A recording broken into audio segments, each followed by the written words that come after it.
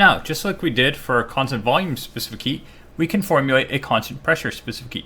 So let's look at the conservation of energy equation for a quasi-equilibrium constant pressure process. Our heat supply going from state 1 to state 2 is equal to change of internal energy plus our pressure times our change of volume, which is equal to internal energy plus our pressure times our volume evaluated at state 2, less our internal energy plus our pressure times our volume evaluated at state 1.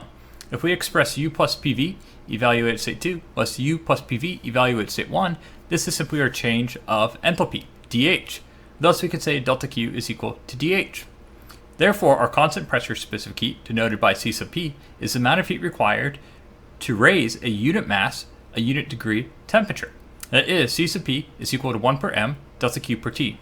And the subscript P indicates this was for a constant pressure process.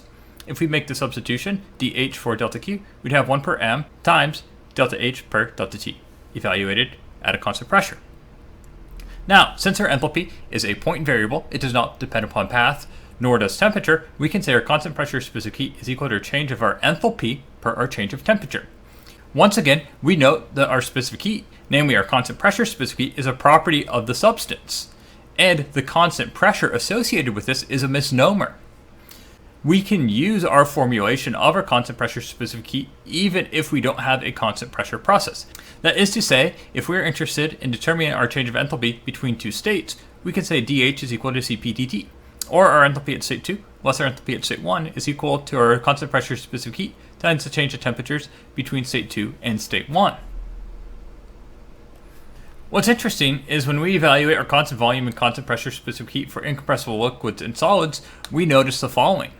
Our change of our specific enthalpy is equal to our change of our specific internal energy plus the change of our pressure times our specific volume, which is equal to a change of our specific internal energy, du, plus our pressure times our change of specific volume, d nu, plus our specific volume times our change of pressure, dp.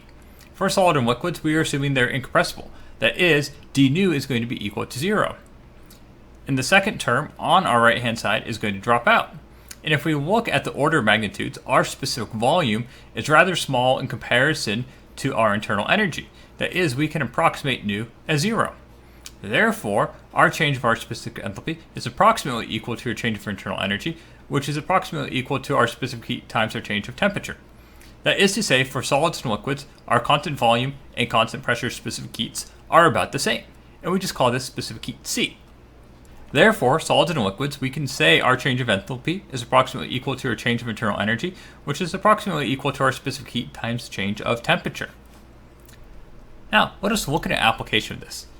How much heat must be supplied to heat 1 kilogram of copper from 25 degrees centigrade to 100 degrees centigrade? And in this particular process, we recognize that copper is a solid and it's incompressible. Therefore, our pressure is remaining constant. Therefore, our heat supply going from state 1 to state 2 is going to be equal to mass of our copper times the change of our enthalpy between our final and our initial state. This can be approximated as our mass times our specific heat of our copper times the quantity of our final temperature minus our initial temperature. If we use table A3 that lists our specific heats for many solids and liquids, we can see our heat supply going from state 1 to state 2 would be equal to mass of our copper bar, which is taken as 1 kilogram, times the specific heat of copper, which is taken as 0.42 kilojoule per kgK, times the difference of our temperature, 373.15 minus 298.15 Kelvin. Therefore, to heat our copper from 25 degrees centigrade to 100 degrees centigrade, we need to provide 31.5 kilojoules.